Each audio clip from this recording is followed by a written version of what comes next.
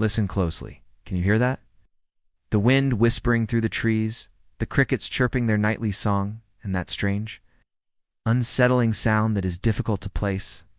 It's a sound that seems to come from nowhere, and yet it pierces the quiet of the night. But this particular tree has its own explanation. Welcome to my channel.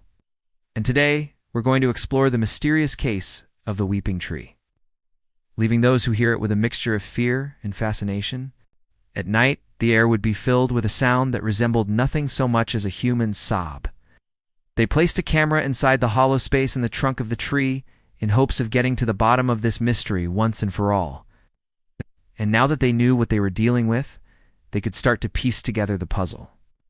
They returned to the tree several times, hoping to catch the boy in the act, but he never appeared again.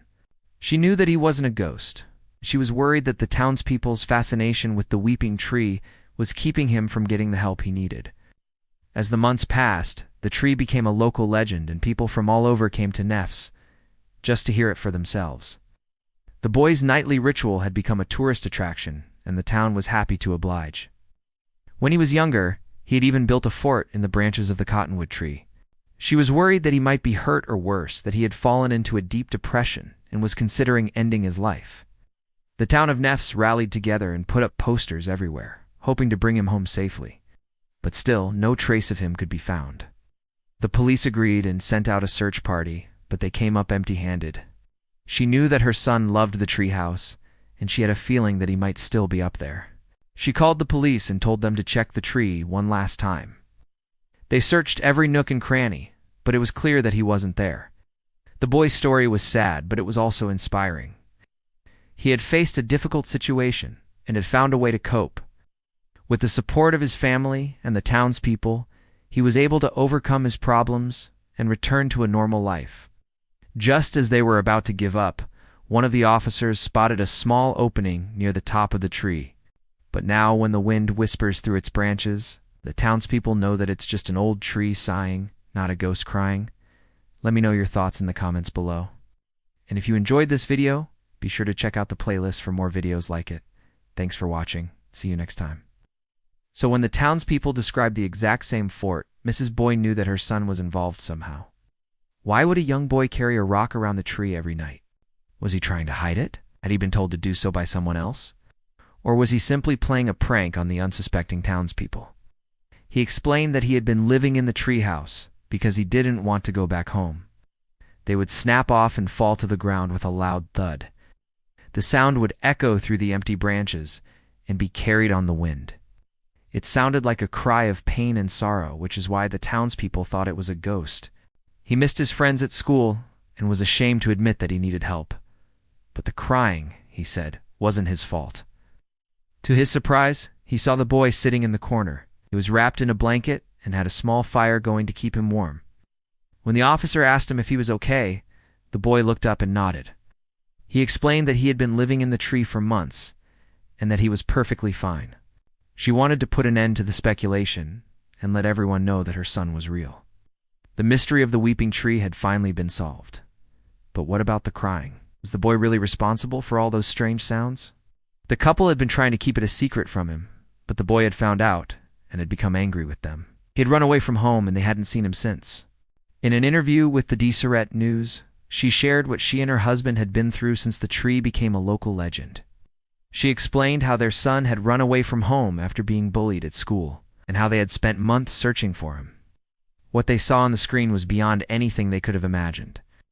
Every night, without fail, a shadowy figure would appear on the tape, climbing down the tree and disappearing into the darkness. The figure seemed to be a young boy, no more than 12 years old. He would walk slowly and deliberately, dragging something heavy behind him. The source of these sounds was soon discovered. It was coming from the branches of an old cottonwood tree located near a baseball field behind the Neff S Elementary School. At first, the townspeople were puzzled. They'd lived there for years and had never heard anything like it. Was it a ghost, strange animal, or something else entirely? What could it be? If you've ever had the misfortune of stumbling upon this particular tree at night, you might have mistaken it for a banshee, a creature from Irish folklore whose eerie cry heralds death or some other great misfortune. It all began in 2008 when locals in the small town of Neffes, Utah noticed something peculiar. As the weeks went by, the sounds grew louder and more frequent. People started avoiding the area after dark, and the mystery only deepened. Then one day, someone decided to take matters into their own hands. A local man climbed the tree to see if he could discover the source of the sound. To his surprise, he found a hollow space in the trunk where water was dripping. He also found a small hole near the top of the tree, just large enough for a person to crawl through. With this new information in hand, the townspeople devised a plan to capture whatever was making the noise. While the boy's face was never fully captured on camera, the townspeople got a good look at what he was carrying. Fortunately, the film didn't provide any answers, but it did provide enough evidence for the police to get involved. But not everyone was so excited about the attention. The boy's mother was desperate to put an end to the mystery and put her son back in school. After hearing the townspeople's description of the boy, she contacted the local paper. She also admitted that he had a history of mental illness and had been receiving treatment. Mrs. Boy explained that her son had always loved the outdoors and would spend hours playing in the woods near their house. She reached out to the police and asked them to check on his well-being. Days turned into weeks, and the search for the missing boy continued. Then one day, Mrs. Boy had a brainwave. He climbed up and looked inside. The officer helped him come down, and the boy was taken back home to his overjoyed parents. When the boy was reunited with his family, he told them everything. As the tree had aged, the branches had become weak and brittle. In the end, it was just an old tree letting out a sigh of relief. The weeping tree still stands in Nefs today, a reminder of the strange and mysterious things that can happen in our world. What did you think of this case? Do you believe the boy's story, or do you think there's more to the tale?